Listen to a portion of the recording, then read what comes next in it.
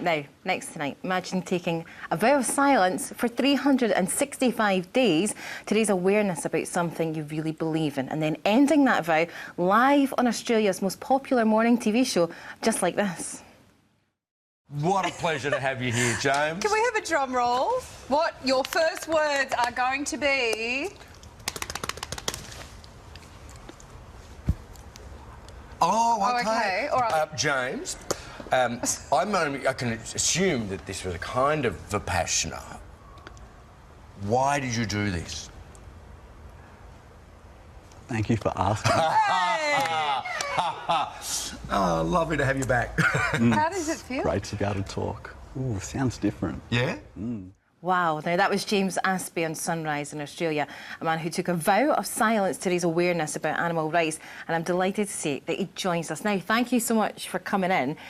That looked really powerful. How did it feel to talk for the first time? Well, what I said after that was the real powerful part when I explained why I took the vow of silence, which was to raise awareness for the voiceless victims of this planet, the animals. I did it because we all say we love animals and we're against animal cruelty, but we pay people to mutilate and torture and slaughter them for foods and products that not only we don't need, but we're better off without. And I wanted to promote the lifestyle I live, which is a vegan lifestyle, which means we don't support any animal exploitation, we don't contribute to animal cruelty, we just let them live in peace. And I just wanted to show people through my journey how easy it is and how healthy it is. So you travelled around Australia for a year, and you were obviously promoting the beliefs, but you couldn't speak. So how did you actually do that then? It was so hard, man. Not being able to speak, like that's obviously the best way to advocate. And everyone told me I was a bit crazy for trying it, but it was actually perfect because every single person that came into contact with me throughout that year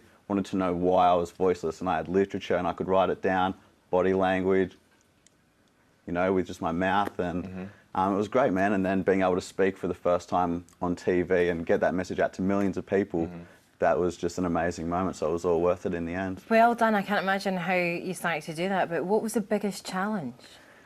Well, it was challenging when, you know, I'd see things that I wanted to do something about. For example, I was in Bali at one point and there was this monkey trapped in this tiny cage. And I was trying to explain to the people there that how wrong this was, you know, and that this monkey didn't deserve to live a life like this. But without words, plus the language barrier, it was a tough moment. And I felt then and there like I should break it. You know, it was the right thing to do. That must be tough. It was, but, you know, there's a lot of moments like that. And it was one of those things that actually got continually harder rather than easier. Over the year I thought, you know, I get into it, I get more used to it, but it got harder and harder. I think it's fascinating that you went a year without speaking to anyone, and I think it's great to promote the cause.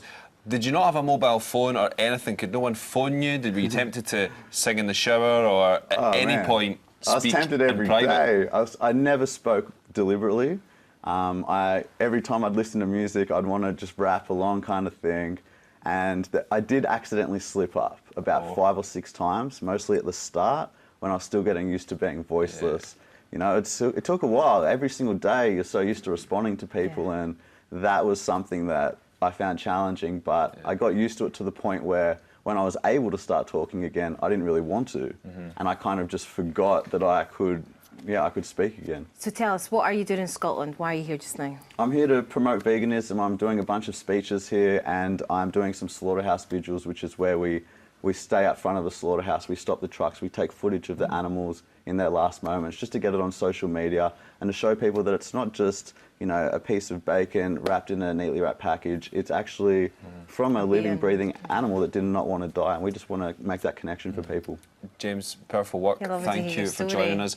And those tips for silence, feel free to leave them with Haley, okay? Yeah, I'll give you all the to tips do that. you need. With you on the animal rights, thank you.